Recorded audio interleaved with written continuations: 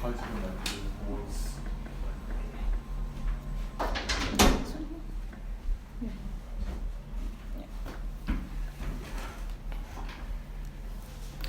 We'll start by asking you, thanking you for agreeing to participate in this, and then some background information on your knowledge on building surveying and construction in general. Yeah, alright. So basically I've been a building surveyor for quite a few years before becoming a lecturer in building surveying. So,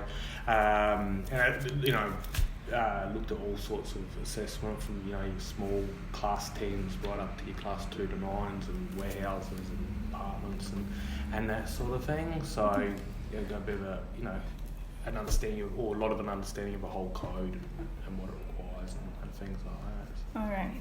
Okay. Yeah. Was that your question? Yeah. Yeah. All right. So you're a level 1 building surveyor. Yeah, I'm a level 1 building surveyor. Okay. Yes. Yeah. And have been since 2007. Okay. 2006, 2007. And you've worked with the local council Yes. for many years. Yeah. Okay. All right.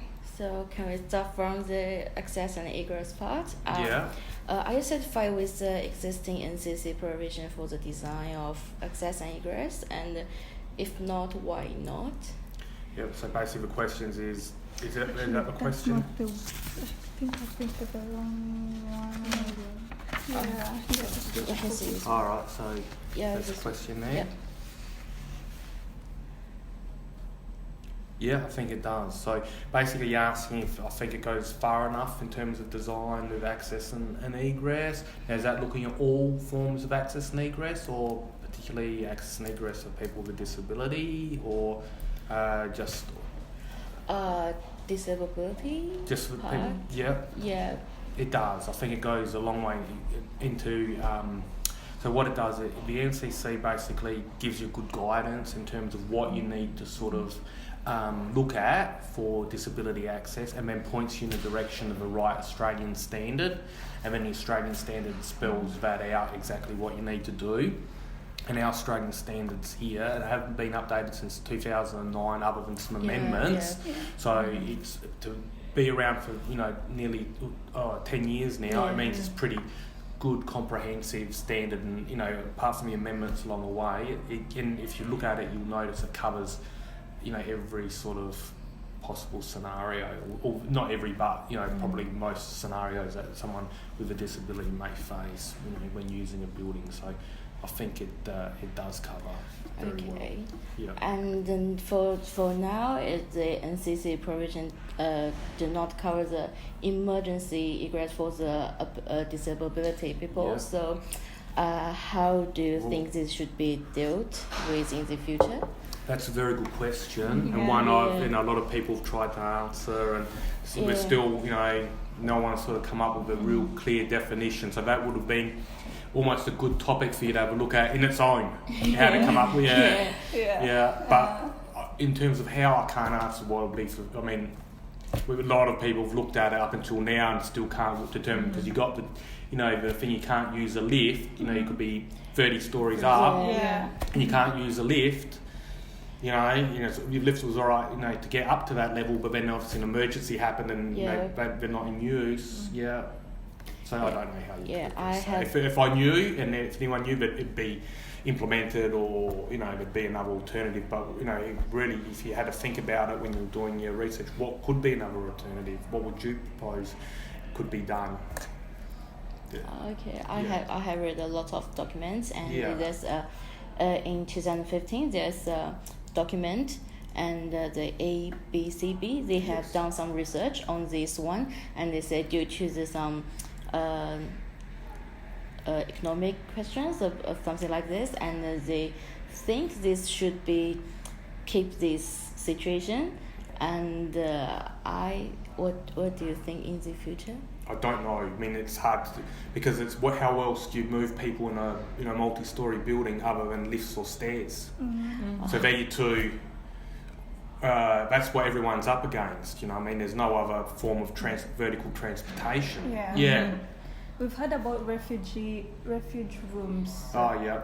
Do you think those are that's probably similar to a fire isolated stair case where, for example, you may have a fire isolated and it's got a landing. So at every level will be a landing. And then, you know, that will have, say, for example, a 3-hour fire rating or whatever it is. And 3 hours is a long time in terms of, so that theoretically should never burn down within that 3 hours, that core, that fire-safe staircase, so in which time the firefighters will arrive and then be able to offer assistance and you know, help a person evacuate from the building. But other than that, I mean, I don't know if someone comes up with the answer to that question, you know. Okay. Other than this, how do you think the NCC access and egress provision might develop in the future? Well, I think it's hard. It's another one. It's a bit hard to say. I mean, we seem to be doing everything right from what I can gather now, but we don't know what the future holds. So we don't know what new methods of are going to come up in regards to leaving, you know, automatic doors, for example, or sanitary facilities and things like that. But we could probably go. I've seen around the world different sorts of things that they use that we haven't started using here. So there's probably still room for us to increase our level to a level seen internationally at some other countries where they probably take it a little bit further than what we do. So we can never just stop, because if we never stop looking forward, we'll just stagnate, stay always the same. So it'll be 10 years, we'll still be doing the same. Whereas in that time, things have moved on. So we've always got to make sure we keep always looking at what's happening in the future and what others are doing. And then if that fits in with the way our buildings work and things like that, and it's a positive step forward, well, then we should be introducing those into our standard. And given that the standard's 10 years old, I'd say it's probably not far away from receiving an update. But and no doubt when there's an update, there's new things. Things might get a little bit stricter, or you know, doorways might open up a little bit wider, and you know, and all that sort of stuff. You know, so I think we need to keep developing. We can't, because if we never change, it will always be the same. That's true. So we've got to always make sure we keep on top of it, and that anything new that comes out, any new advancements, new research, we've got to be on it. So. Tom's and the energy efficiency is Tom's question. Right. Can you give the increasing reliance on renewable energy? Do you think the NCC energy efficiency provisions are fair in every state, especially in South Australia and Tasmania? Yes, I think they are fair. We've got to, and this is just my opinion on renewable energy, because it's not reliable. So in terms of renewable energy, it's great when it's all, you know, there's plenty of wind or plenty of sun, but then there's other times when there isn't. So the NCC, I'd say, would have to allow for worst case scenarios. So we should be treating it as such that we're relying on fossil fuels and things like that. So that way we may be building as energy efficient as possible while we're relying on fossil fuels. I mean, what we get from renewable energy is like a bonus, you know. So we made it already, because if we just say, we've got renewable energy now, let's just go off and do what we want because we've got this energy that never runs out. You know, renewable energy isn't going to be there all the time. So there might be parts of the year, say, you know, middle of winter, things like that, we're relying on still, you know, gas and coal or whatever we're still doing. So in those times, we can't just sort of sudden forget about it, and then the building's running inefficiently and stuff like that. So I think we should design for worst case scenario in terms of energy efficiency, because if you cover the worst case scenario, when there's good times, everything will always be ahead. You know what I mean? You'll always you can't go backwards. So if we just, you know, do everything around renewable energy, I mean, when we haven't got renewable energy and we're relying on coal and gas, that's not renewable. Well, then we're back to, you know, having a building that's, you know, sort of not at its most energy efficient type thing. So I think that's just my thoughts, and I think we should, maintain them and keep it. And I think they are fair the way they are. Yeah. Does that answer your question? I think so. yeah. Yep. Yeah. And which aspect of the NCC energy efficiency provision is the most important and why? They all are in their own way. So they're all in. Nothing is in the building code for no reason at all. So everything is in there for a particular reason. Right. Everything sort of has a place. Okay. So they are all important in their own way. So when we're looking at R ratings of roofs and walls, they're important because of radiant heat and all that. When we're looking at loads of air conditioning that's important because of the energy it draws on the power system and everything like that. So everything has its own reason for being in there. And I think if you take one out or it might then impact the others, or if you put one in. So, but again, it's something that needs to be reviewed every 3 or so years because as things change, they might be removed. But as it stands now of the NCC, everything is in there for a reason, and everything that's in there is important for whatever reason it's in there. So, I think it. Yeah, I think they're all as important as each other in their own way. There's no one particular thing that makes it more important because they all work. They're all there for a reason, doing something. Okay. Yeah. Okay. Do you think the greenhouse gas emission caused by buildings have declined since the NCC energy efficiency provision were introduced? Definitely, because that's the whole reason they were put in there. So if they weren't in there, they wouldn't, So people wouldn't be doing all these things that we're asking them to. So they were put in there for a specific reason, and that is to ensure that buildings, became less reliant on fossil fuel energy and emitted less gas or greenhouse emissions and all that sort of thing. So and buildings are one of the most bigger contributors to greenhouse gas over their life cycle and things like that. So definitely declined. If it hadn't, it wouldn't still be in there. And it's only getting more and more sort of stricter as the years go. I remember a point where it wasn't even in there. Yeah. So it started with housing, and then slowly it's made its way into commercial buildings. So definitely it's obviously reduced. By how much? I couldn't tell you, but it wouldn't be in there if it hasn't, and it has to because there's provisions in there for it to happen. Okay. So. Alright, I'll be asking about the fire codes. Yeah. After the 2014 La Crosse fire in Melbourne and the 2017 Grenfell fire in London, the ABCB changed NCC Volume 1, included an amendment where the external cladding is required to be non-combustible for Type A or Type B construction. Yes. And the VCAT, the Victorian Civil and Administrative Tribunal, found the building certifier involved in the La Crosse building to be partly responsible.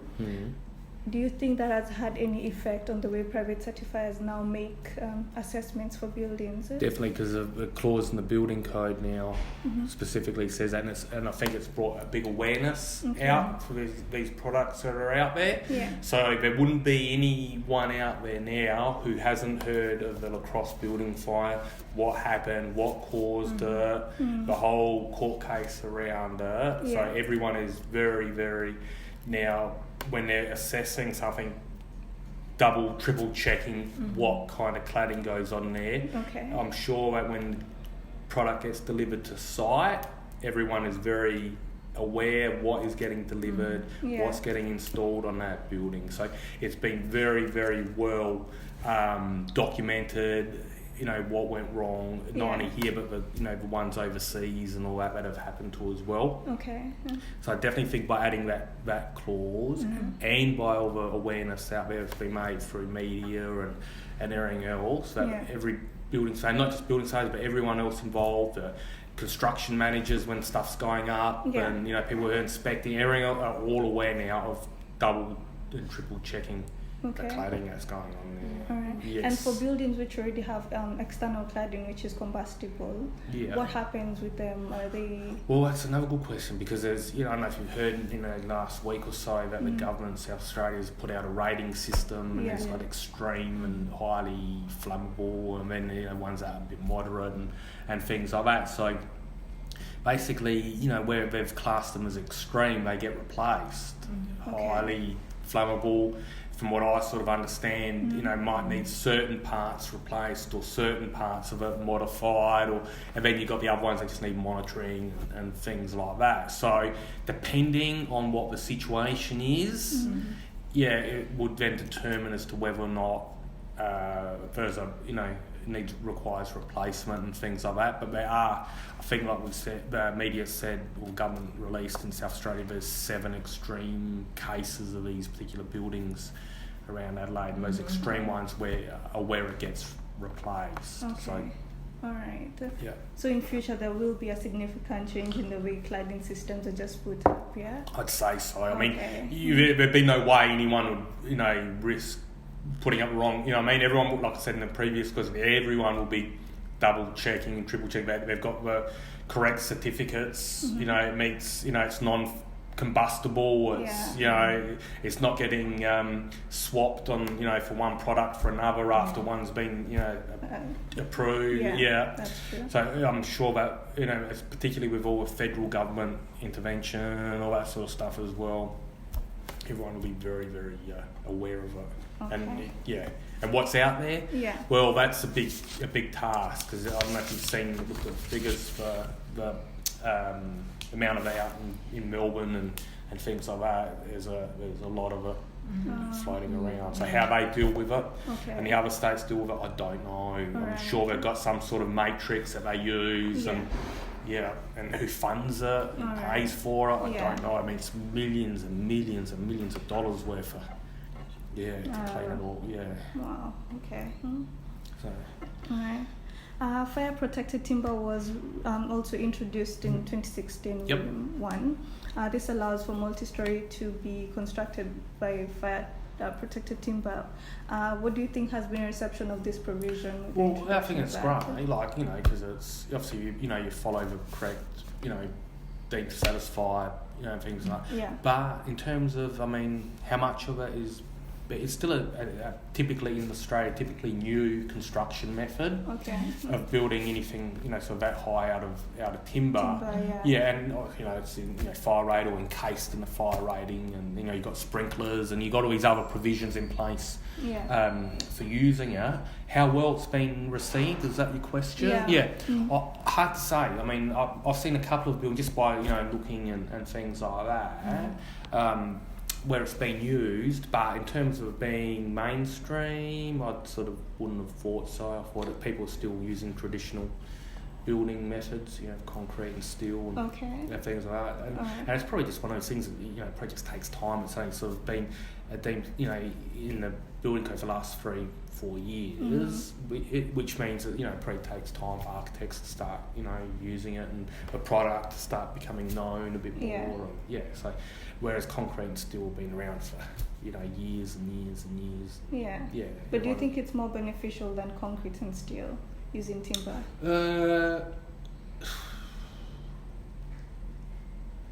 Well, eventually, potentially, I mean, because timber can always be sort of, it's renewable, it's replanted, you know, over time. Whereas concrete, I mean, I don't know. I mean, that's mined of, you know, somehow I don't know.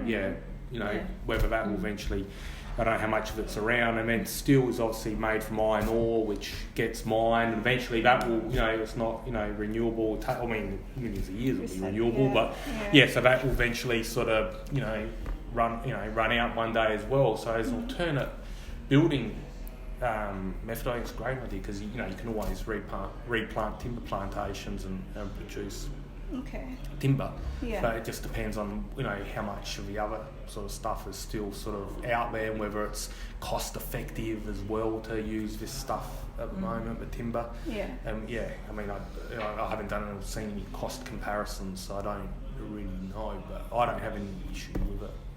Particularly, I think it's great, you know, there's other products out there. I'm doing service and equipment. NCC 2019 removed the requirements for fire hydrant poster protection for sprinkler protected building and add alternative protection for fire hydrant poster located between 3.5 meter and 10 meter from the building they protect.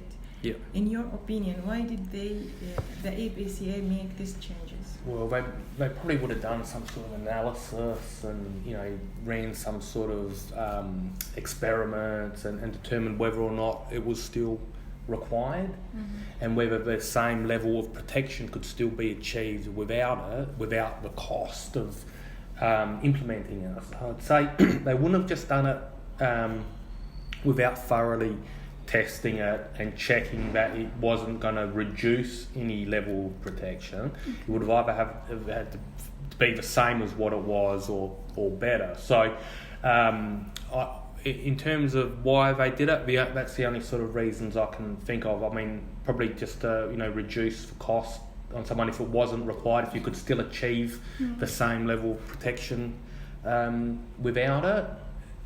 That's why I can't sort of think of any other reason why, because you never go backwards in terms of fire protection. You only ever go forward.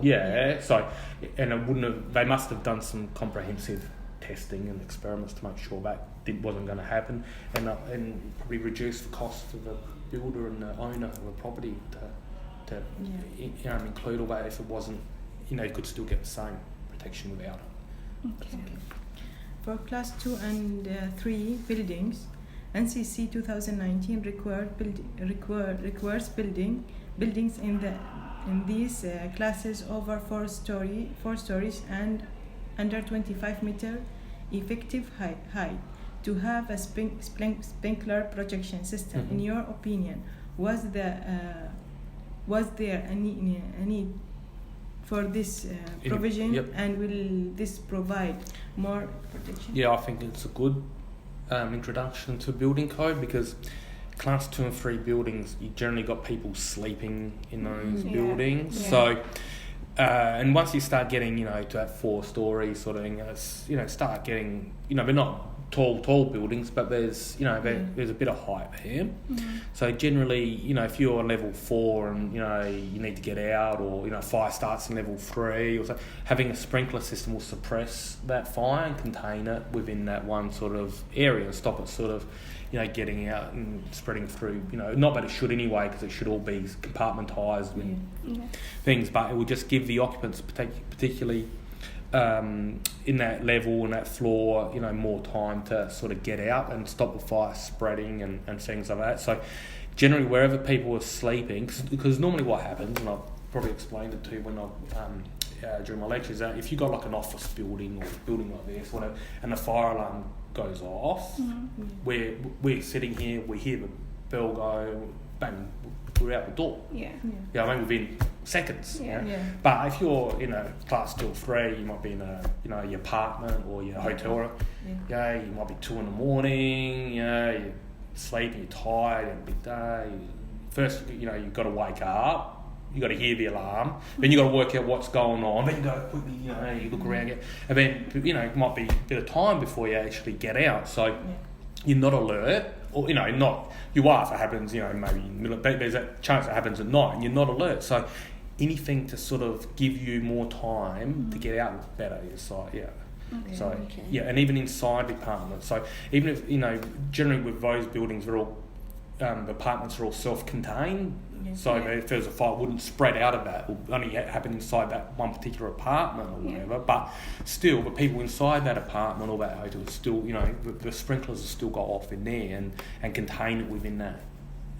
You know, stop it, virtually, hopefully put it out, you know, before it even spreads. So I think great idea. It should, you know, it should have been there. It's always yep. So I think that's fine. I'm happy it's in there. All right.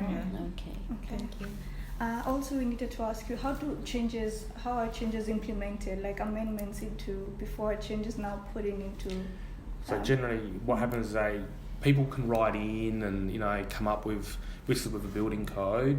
So they've got a committee, like a technical committee type thing that sort of is always looking, you know, feedback, you know, what's going on, what's happening out in there with things they need to look at. People can write, like, we see something and we think might need changing, and we can write into the ABCB and say, look, can you have a look at this for your next sort of amendment or, update of the code, and then it sort of goes, they compile them all and, see what, needs looking at, and then they put them all out for public consultation, so everyone gets the opportunity to sort of comment on them and think, does it need a little bit more, how will this work, is it, that sort of thing. By everyone, do you mean building surveyors or also architects and designers? It'd go out to, it's public, so it'll go out to everybody, so anyone that sort of knows about the ABC will get a notification to say these are our amendments, and architects as well, because architects are involved in the design, building surveyors, engineers, everyone, and then they get the opportunity to sort of comment and then put their suggestions on how they think the different updates that are gonna work, and then they'll put them all back together and go, and then that's how it sort of gets up. I mean, they also look at ones that can be removed. So it might be ones that think,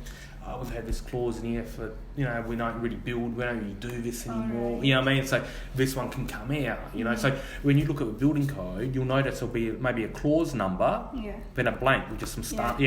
So that, because has been deleted, something's been deleted. So basically they don't want to upset all the clause numbers because they've been around that same clause for so long. You can't go shuffling everything because that puts them all out. So what they'll do is they'll just delete it and then just leave that as blank. So it doesn't mess up the rest of the building, the sequence of clauses. Clauses, because they've been the same for 20 years. Some of those clauses. So that's how we generally get notified when there's a change or something coming. So it used to be every year. So now it's every 3 years. 3 years. And it used to be in a folder. So now it's in a in a PDF, but before it used to be in a book.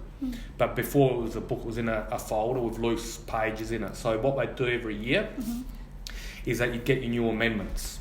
So you'd be able to take out the old amendments and put in the new in the folder. So your folder's always up to date, and you'd get the new ones and you'd put it in. Then they stopped doing that, and you just get a book. So it looked like this is an old one. So you've got a book like that.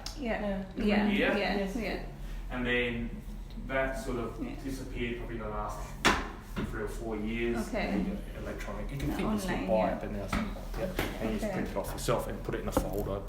But now it's free. So before that, those used to be about $300 every year. So pretty expensive. So now, so all students do assignments, so it's, you just download it. Whereas before it was difficult. You used to you couldn't get your hands without buying it, so you'd have to go to the library, and so it was, so having it free, is very good, and made it a lot easier to do. And just also another general, what do you think is the future of the National Construction Codes? Do you think they will continue? There'll always have to be something there. So I don't know what it's going to, the content will always vary because, as times are changing, we're doing different things, but there'll always have to be something to guide people into building the right way. So because if you don't have regulatory controls, people could not build to any particular standard. So, like that, those codes, they're legislated in our Development Act, so they're in law. So if someone doesn't follow what's in those codes, they're breaking the law